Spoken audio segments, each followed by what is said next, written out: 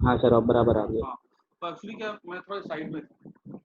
फिर हम लोग एक बार ना फटाफट रिवाइज कर लेते हैं पहले जो भी हमने पढ़ा था एसी चैप्टर में, क्योंकि बीच में लगभग 3-4 दिन का गैप पड़ गया था।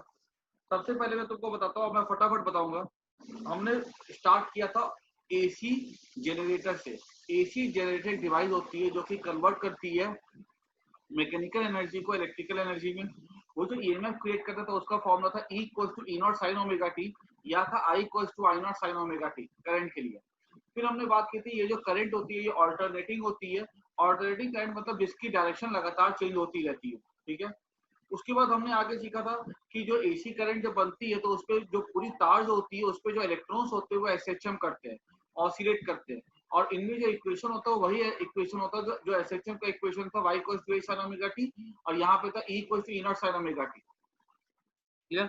उसके बाद अब हमने यहाँ पे क्या देखा था कि इस पे हमने देखा था एक फेजर डायग्राम था, ठीक है, एक वेव डायग्राम था। दो इंपॉर्टेंट डायग्राम थे। फेजर डायग्राम ऐसा बनता था, ठीक है, यहाँ से हम सर्कल को हटा देते थे,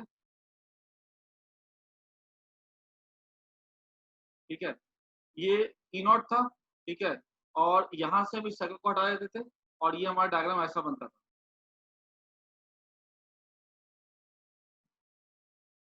ये ई था, ये ई नॉट था, ठीक है, मैक्सिमम वैल्यू, और ये जो होती थी ई हो जाती थी, ठीक है। ई को लिखते थे E naught sine omega T, और I equals to I naught sine omega t का ठीक ऐसा फेजर डायग्राम बनता था। उसके बाद हमने सीखा था कि एक हमने सीखा था pure inductive circuit, pure capacitive circuit, pure resistive circuit. Pure inductive circuit का मैंने बताया था E equals to E naught sine omega T था तीनों में, ठीक है। रेजिस्टिव में था I equals to I naught sine omega T, ठीक है, रेजिस्टिव में। उसके बाद इंडक्टिव सर्किट में था I equals to I naught sine omega T minus pi by 2, और कैपेसिटिव सर्किट में था I equals to I not,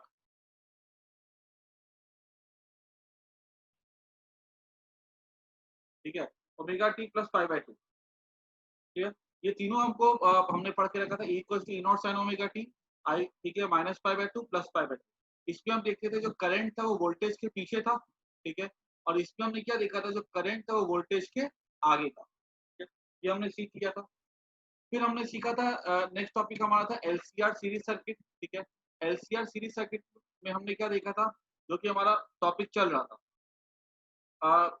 pure inductive, pure capacitive, pure resistor. ये तीनों अलग अलग हमने पढ़ा था। क्यों अलग, कभी भी याद रखना हमारे प्रैक्टिकल सर्किट्स पे तीनों अलग अलग नहीं होते, हमेशा साथ में होते हैं, ठीक है। मतलब एक ही चीज में तीनों हो जाते हैं, ठीक है। लेकिन हमने अलग अलग क्यों पढ़ा था, ताकि हमारी पढ़ाई इससे सिंपल हो जाए।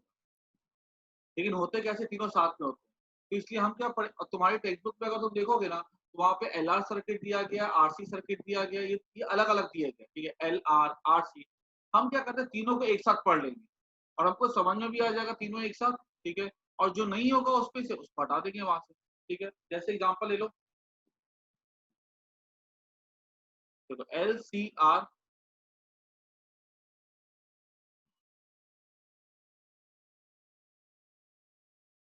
सीरीज सर्किट,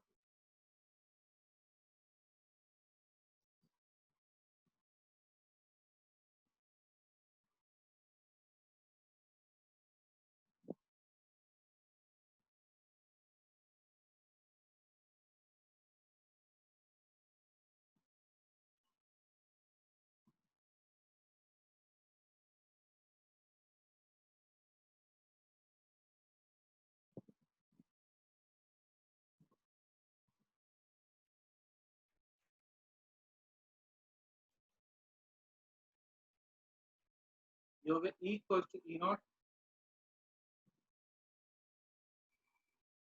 साइन ओमेगा, ठीक है।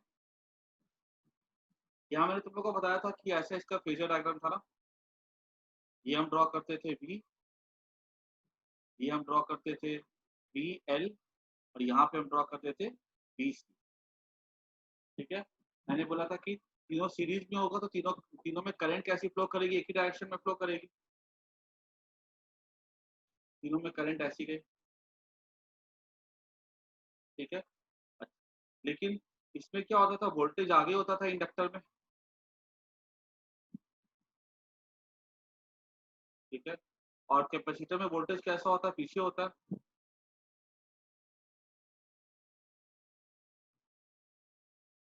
और जो वोल्टेज कैसा चलता है, साथ साथ चलता है, ठीक है। और रेड लाइन किसके लिए, करंट के लिए। करंट तो सीरीज में एक ही डायरेक्शन में फ्लो करता है। मैंने क्लियरली बोल के रखा था तुम लोगों को कि एलसीआर सर्किट में अगर तुमने, एक मिनट, हेलो,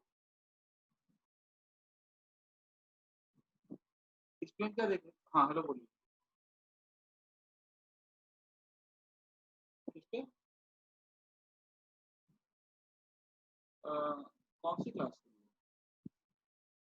मैं खुद पढ़ा रहा हूँ, मैं बाद में बात करता हूँ, हाँ मैं अपना बाद में बात करता हूँ, ये चीज शिपा से अटेंड कर ली। अच्छा शायद मैं श्योर नहीं, ठीक है मैं श्योर नहीं हूँ, मैं पढ़ा रहा हूँ, ठीक है बाद में बात।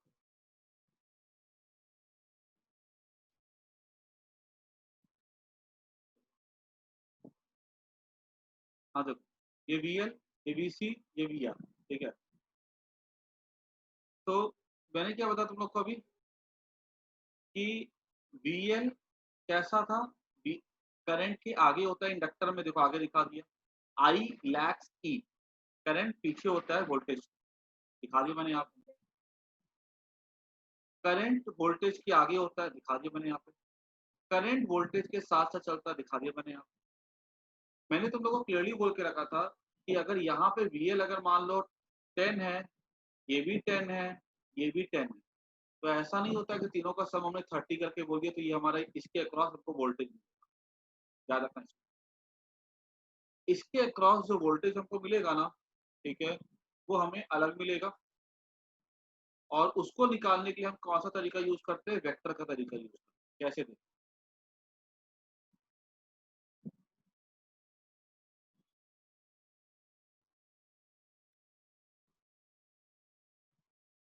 ये V L minus V C होगी, ठीक है।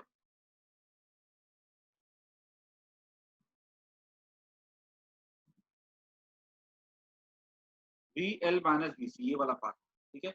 ये मान लो अगर 100 है, ये मान लो अगर 80 है, ये वाला पार्ट कितना हो जाएगा, 20, और ये हमारा हो जाएगा वी आर, ठीक है। और ये जो हुआ ना पार्ट, ये हमारा बन गया रिजल्टेंट बी, ठीक है। ये हमारा क्या बन गया, रिजल्टेंट वोल्टेज बन गया। और मैंने क्या बताया था कि यहाँ पे हम यूज करते हैं वेक्टर एडिशन, तो v क्या हो जाएगा, root over V R square plus V L minus V C का स्क्वायर। मैंने क्लियरली तुम्हें समझा दिया था कि याद रखना कि अगर मान लो हमारा, ये चीज को समझना बहुत जरूरी है, समझ लो कोर पार्ट यही है, जिसको ये समझ में आ गया उसके लिए बेसिक कुछ नहीं है। मान लो कि वी आर हमारी वैल्यू है, वी आर हमारा है, लेट्स से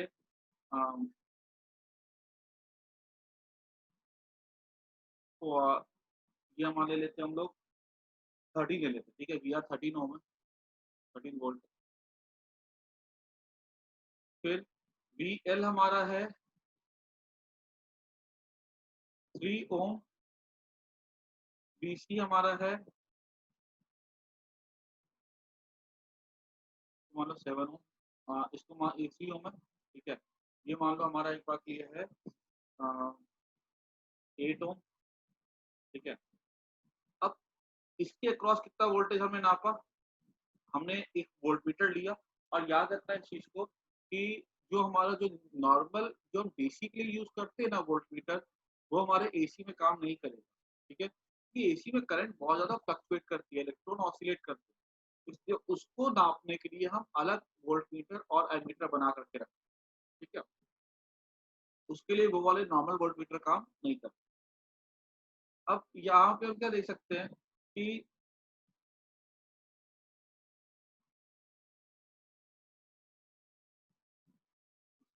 माना इसको 8 माना, हाँ इसको 12 ले लेगा,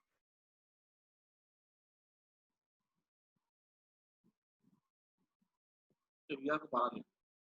इसके अक्रॉस हमने कितना वोल्टेज नापा, तो आंसर है 3 वोल्ट। और इसके क्रॉस हमने कितना वोल्टेज नापा, तो आंसर है 8 वोल्ट। अब ये पूछा जाएगा कि अगर हमने एक वोल्टमीटर लगाया इस दो पॉइंट के अक्रॉस, ठीक है, ए और बी के क्रॉस अगर हमने वोल्टमीटर लगाया तो हमसे पूछा जाएगा कि कितना वोल्टेज हम वहां पे रिकॉर्ड करेंगे। ठीक है, तो यहाँ पे क्लियर सा आंसर होगा V इक्वल्स टू, याद रखना ये 12 3 15 15 8 23 नहीं होगा, ये क्या होगा, रूट ओवर VR का स्क्वायर, 12 का square 144 plus VL minus VC 3 minus 8 का स्क्वायर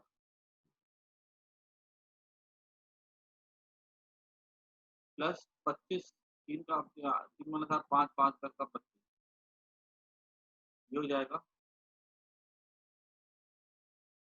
169, हो जाएगा 13। मतलब अगर हमने ए और बी के क्रॉस वोल्टमीटर लगाया ना तो वो कितना होता है, 13 वोल्ट। ये सबसे बेसिक चीज है हमारे एलसीआर सीरीज सर्किट की, कि यहाँ पर जो वोल्टेज ऐड होता है ना, it does not follow the simple rules, it follows the rules of vector addition, उसको वेक्टरली हम लोग ऐड करते हैं। ठीक है,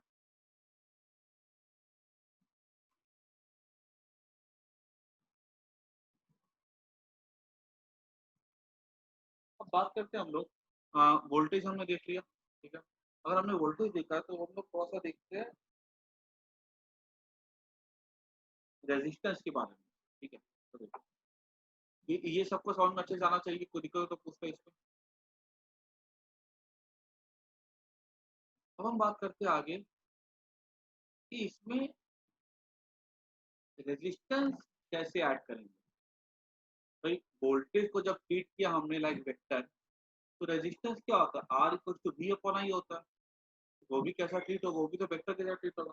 कैसे होगा देखो, इसमें सबसे पहले नाम तुम लोग को सीखने थे, मैंने तुम लोग को सिखा के रखे थे, तीन तरह की ओपोजिशन होती है, एक आर, एक एक्सएल, एक एक्सटी। आर था रेजिस्टेंस, ठीक है, एक्सएल हो जाता है इंडक्टिव रिएक्टेंस, और एक्सएल था कैपेसिटिव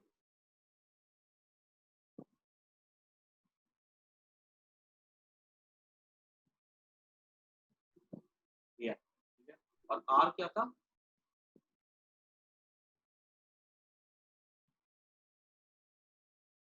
रेजिस्टेंस। ठीक है, एक्सएल एक्सटी एंड आर। ठीक है,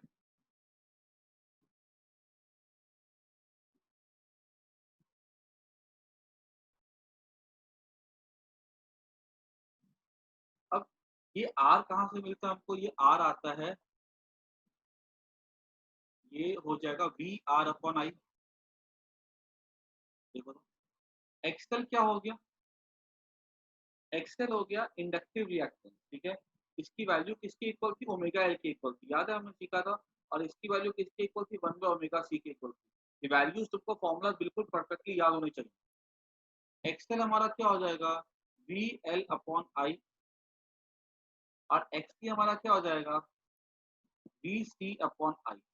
ठीक है, ये देखो इस सीधी सीधी सी बात है, ओम्स लॉ वाले। रेजिस्टेंस किस पे डिपेंड करता था, रो एल अपॉन आई। उसको कैलकुलेट करने का तरीका क्या था, voltage across register by current. XL क्या होता है, एक्सएल डिपेंड करता है ओमेगा के और एल के ऊपर। इसको कैलकुलेट करने का तरीका क्या था, वी एल अपॉन आई।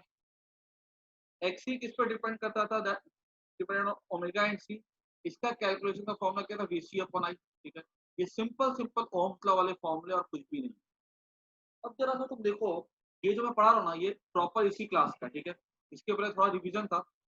अब यहाँ पे अगर हमसे ये पूछा जाए कि भाई इसका भी डायग्राम, जैसे आपने वोल्टेज का डायग्राम ड्रॉ किया है, वैसे ओपोजिशन का भी डायग्राम ड्रॉ करो। ये opposition by resistor, opposition by inductor, opposition by capacitor. इसका डायग्राम जरा ड्रॉ करके दिखाओ। तो मैंने क्या किया,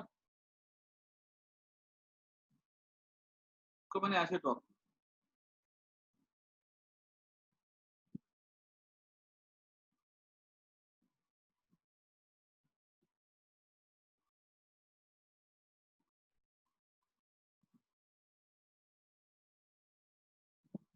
वोल्टेज अपॉन करंट।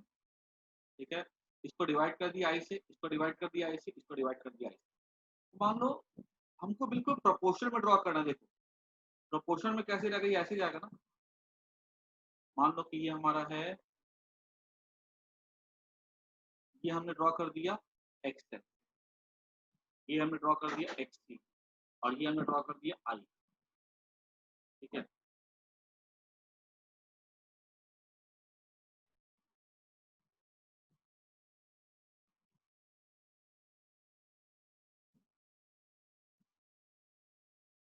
और ये हमारा हो जाएगा एक्सएल माइनस।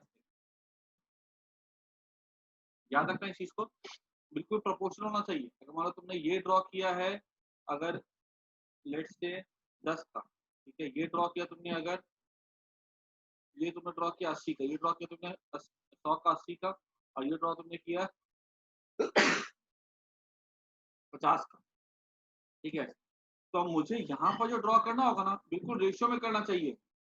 मतलब अगर ये मैंने आधा दिखाया तो 100 का 50 दिखाएंगे, 80 का 40 दिखाएंगे, 50 का 25 दिखाएंगे। अगर मैंने यहाँ पे 100 का दिखाया 150, यहाँ पे 240, यहाँ पे 300, बिकॉज ये इक्वल नंबर से डिवाइड हो रहा है ना तीनों, यानी कि ये जो बनेगा ना बिल्कुल से इसके प्रोपोर्शनल ही होगा। अब ये क्या हो गया, एक्सएल माइनस एक्सटी हो गया, ये आर हो गया।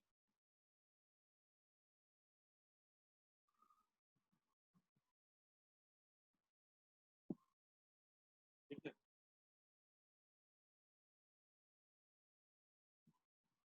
और अब हमसे पूछा जाएगा कि बताओ ये तीनों मिलकर के एक्सएल, एक्सटी और आर तीनों मिलकर क्या करते हैं, ऑपोजिशन क्रिएट, इसका ऑपोजिशन, इसका ऑपोजिशन, इसका ऑपोजिशन। लेकिन फिर वही बात, हमने क्या सीखा था, अगर सीरीज में था तो R1 plus R2 plus R3 होता था। लेकिन यहाँ पे हम ये नहीं यूज कर सकते, क्योंकि हम देख रहे हैं क्लियरली कि यहाँ पे अगर वोल्टेज प्रॉपर्ली वैसे डिवाइड नहीं हो रही है तो ओपोजिशन कैसे हो सकता है। यहाँ पर भी अगर हम ओपोजिशन निकालते हैं नेट, ये नेट हो गया। ठीक है, इस नेट ओपोजिशन को हम लोग क्या बोलते हैं, जेड का सिंबल, इसको हम लोग कहते हैं इम्पीडेंस। इम्पीडेंस क्या हो गया, नेट ओपोजिशन हो गया, जो कि ये तीनों मिलकर के अप्लाई करते हैं। और इसकी वैल्यू क्या हो जाएगी, Z equals to root over X L minus X C का स्क्वायर प्लस आर का। ठीक है, ये क्या हो गया, नेट ओपोजिशन हो गया, जो कि तीनों मिलकर के ही अप्लाई करेंगे। और ये एंगल क्या हो जाएगा, ये एंगल फाई। अगर ये वाला एंगल फाई होगा,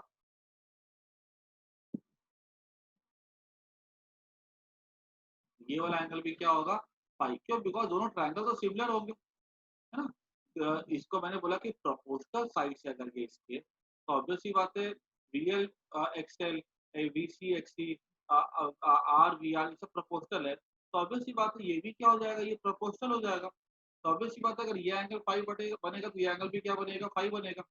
ठीक है, तो ये हमारा बन गया जेड। तो तुम्हें अगर एग्जाम में क्वेश्चन दे दिया जाए कि इसका ऑपोजिशन है 10, इसका है 12, इसका है 5, तो निकालो नेट ऑपोजिशन या नेट इम्पीडेंस क्या होगा, ये इसका हो जाएगा नेट इम्पीडेंस।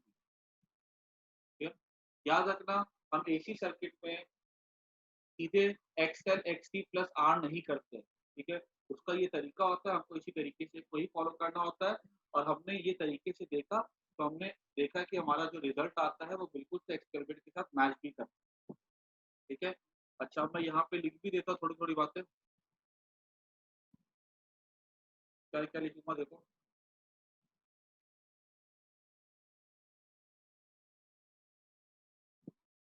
पहला लिखूंगा मैं, जेड क्या होता है, जेड इज इम्पीडेंस।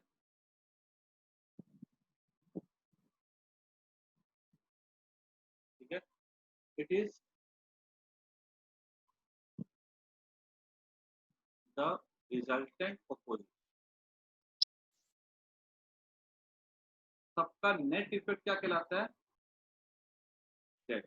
और याद रखना, अगर तुम इम्पीडेंस वर्ड कभी डिक्शनरी में ढूंढो, तुमको इम्पीडेंस का मतलब मिलेगा ऑपोजिशन। ठीक है, यहाँ पे। ठीक है, उसके बाद what is X L here, inductive reactance. ठीक है, और what is X C here, capacitive reactance. ठीक है, अगर पूछा जाएगा एक्सएल माइनस एक्सटी को क्या बोलते हैं, तो this is called as reactance. Net reactance हो गया एक्सएल माइनस एक्सटी, और आर क्या हो गया, आर तो रेजिस्टेंस हो गया, ठीक है। उसके बाद और मैंने तुमको बता के भी रखा है कि रेजिस्टेंस कैसे अपोज करता था, collision with the of electron with the positive charge and the atom. X L कैसे अपोज करता था, because of that change in the magnetic flux जिसका लेंस लॉ से हम निकालते थे। और एक्सी कैसे अपोज करता है, तो by the help of the electric field, है ना। यहाँ पे चार्ज होता था प्लस, ठीक है, यहाँ चार्ज होता था माइनस, एक चार्ज बढ़ता चला जाएगा और चार्ज यहाँ पे नहीं आ पाएगा, इलेक्ट्रिक फील्ड इसको अपोज करता था इनकमिंग चार्ज।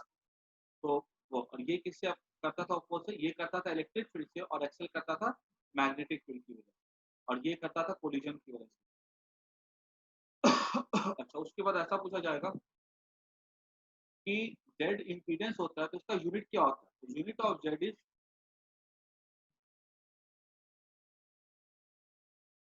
इज ओम। कोई भी ओपोजिशन हो, रेजिस्टेंस हो, ठीक है, उसका भी यूनिट क्या होता है, ओम। एक्सएल का भी यूनिट क्या होता है, ओम। एक्सटी का भी यूनिट क्या होता है, ओम। और जेड का भी यूनिट क्या होगा, आंसर है ओम, ठीक है। कोई भी चीज जो सर्किट में करंट को अपोज करती है उसका यूनिट फिक्स है ओम, ठीक है। और ये हमारा हो गया इस तरह, ये हमारा क्या हो गया, this is called space angle, ठीक है। अच्छा, उसके बाद देखो, ये सबने नोट कर लेना, ठीक है। उसके बाद देखो यहाँ पे डायग्राम में अभी इरेज नहीं कर रहा हूँ, ठीक है, डायग्राम मुझे काम पड़ेगा।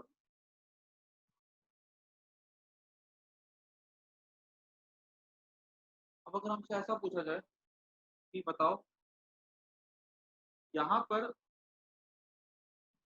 करंट का एक्सप्रेशन क्या लिखाएगा, तो जेड को एक लिखने का तरीका एक ये भी हो सकता है, Z equals to E naught by I naught, ठीक है।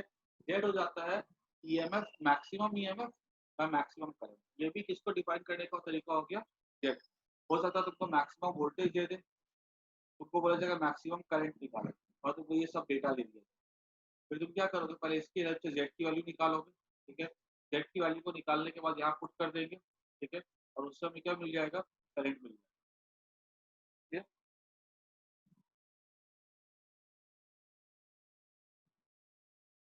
इसके बाद देखो, अब हमने अभी क्या सीखा था,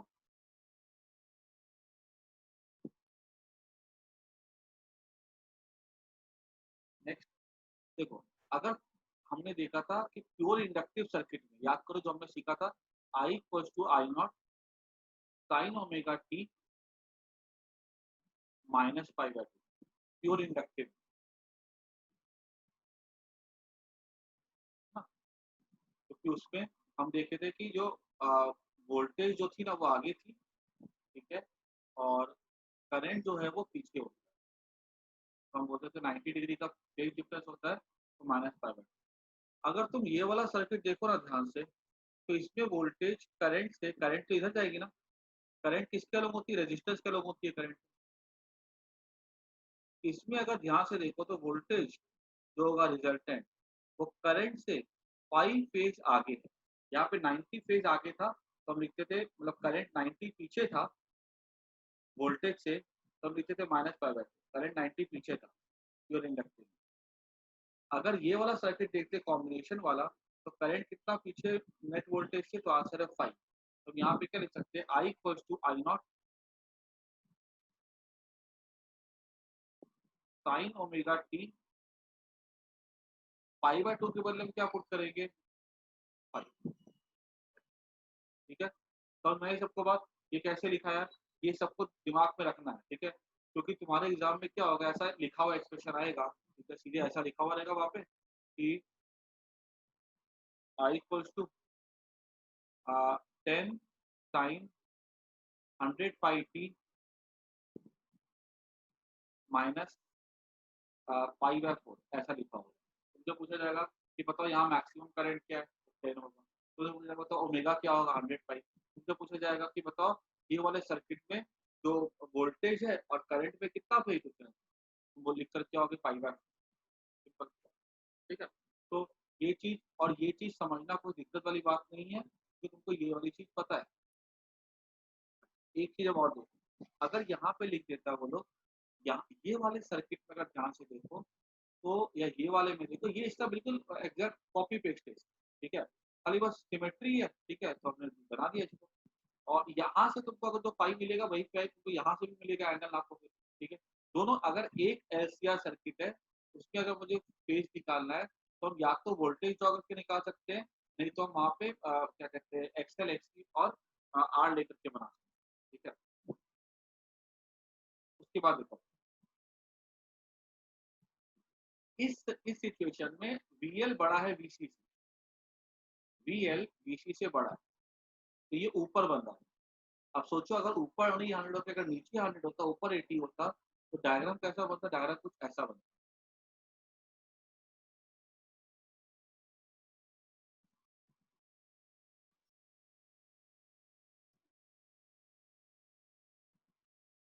ये हमारा हो जाता बीसी माइनस बीएल, नीचे बनता, ठीक है। नीचे कुछ एंगल बनता पाई, ऐसा कुछ बनता है। और अगर नीचे बनता ना, तो याद करो उसमें कैपेसिटर का डोमिनेंस होता। अगर कैपेसिटर का डोमिनेंस होता है तो omega T plus pi by 2 था करंट का एक्सप्रेशन। यहाँ पे हम क्या लिख सकते थे? अगर ये वाला सर्किट बनता तो यहाँ पे माइनस पाई के बदले क्या लिखते? Plus pi. इस सर्किट में ऐसा ही पूछ सकता है, I equal to I naught sine omega T minus pi. बताओ ये वाले सर्किट में क्या बड़ा होगा, वीएल बड़ा होगा कि वीसी बड़ा होगा?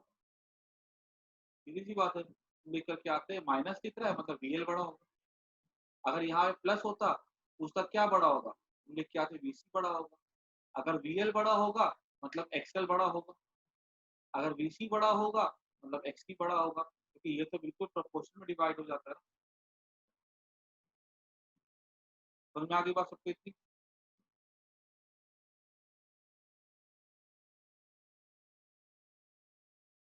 तो इन शॉर्ट में तुमको अपनी नोटबुक में थोड़ा सा नोट कर जाना है कि I equals to I not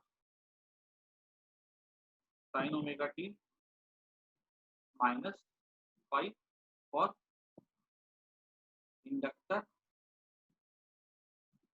dominated circuit, I equals to I not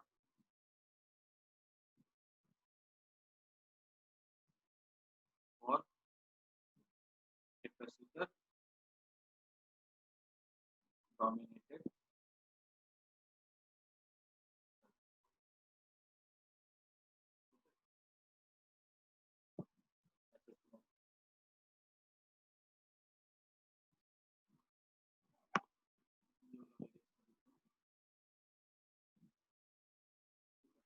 ये तुमको ध्यान में रखना, ठीक है। कभी भी इक्वेशन दे देते वो लोग और तुमसे पूछा जाएगा कि भाई इस इक्वेशन से ये बातें लिखो। फिर आगे बात आती है, नेक्स्ट टॉपिक हमारा होगा कि व्हाट इज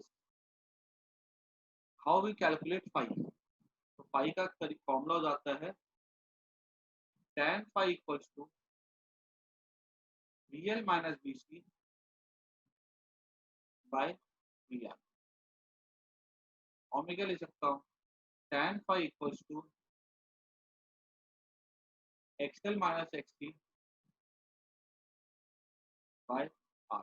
तुम्हें क्या दिया गया क्वेश्चन में ना, हम दोनों से tan पाई को यहाँ पे कैलकुलेट कर सकते हैं, कोई दिक्कत नहीं है। और हम ऐसा भी लिख सकते हैं cos pi equals to R by या वी बाय वी आर, या cos पाई को मैं लिख सकता हूँ आर बाय जेड, ठीक है, base upon hypotenuse R by Z, ठीक है। तो हम ये भी लिख सकते हैं cos पाई को, कभी कभी हमको जेड पता रहता है, ठीक है, हमको आर पता रहता है, तो हमको बोला जाएगा cos पाई बताओ क्या होगा, हम cos पाई निकाल सकते हैं। एक्चुअली cos पाई के लिए ना मैं तुमको एक बात भी बता देता हूँ कि अभी शायद से एक टर्म तुम्हारे सिलेबस में अभी शायद निकाला गया है, लेकिन फिर भी बता दो कि cos पाई के लिए हम लोग एक वर्ड यूज करते हैं power factor. cos pi is called as power factor.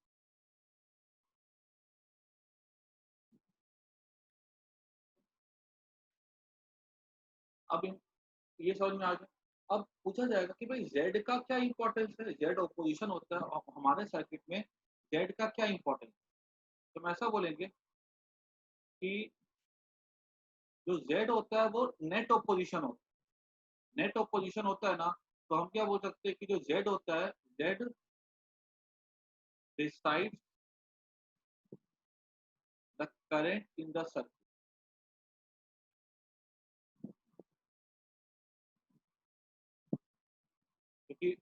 जो करंट होता है ना सर्किट में, I equal to V by Z होता है, या I naught equal to V naught by Z. At any moment current कैसे निकालते हैं, वोल्टेज अप्लाइड अपॉन जेड। ठीक है, अगर जेड की वैल्यू ज्यादा होगी तो करंट कम हो जाएगा, और जेड की वैल्यू कम होगी तो करंट ज्यादा होगा। ठीक है, कम तो ज्यादा, ज्यादा तो, ये हमारा हो गया जेड। ठीक है, I इक्वल टू जेड, और यूनिट क्या होता है जेड का, ओम। अभी हमने जैसे सीखा। उसके बाद अब यहाँ पे आगे देखते हैं कि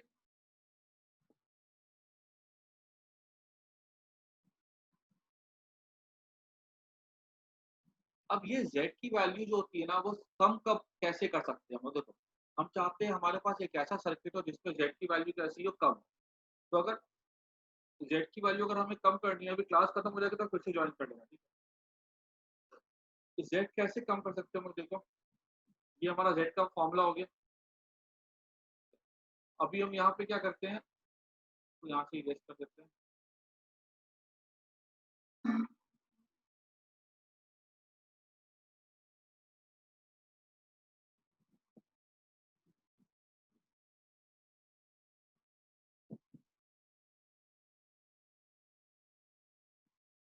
ऐसा लिखेंगे z विल बी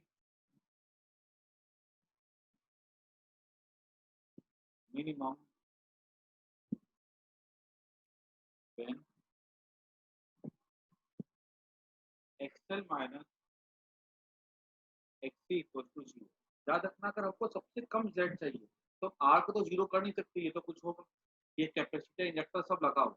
लेकिन अगर ये देखो ये स्क्वायर है, ये वाली वैल्यू जो है ना नेगेटिव को जा नहीं सकती है, ये पॉजिटिव ही रहेगी। पॉजिटिव में सबसे छोटा नंबर क्या हो सकता है, जीरो। तो अगर मान लो ऐसा हमने कोई सर्किट बनाया जिससे कि एक्सएल और एक्सटी अगर इक्वल हो जाए, ठीक है, एक्सएल माइनस एक्सटी अगर जीरो हो जाए, तो हम क्या बोलेंगे, जेड कैसा हो जाएगा उस सिचुएशन के लिए, जेड हो जाएगा मिनिमम। ठीक है, अब एक्सएल क्या होगा, omega L minus one by omega C equal to zero, omega L equal to one by omega C, ये हो जाएगा omega equal to one by root L C. ठीक है, फिर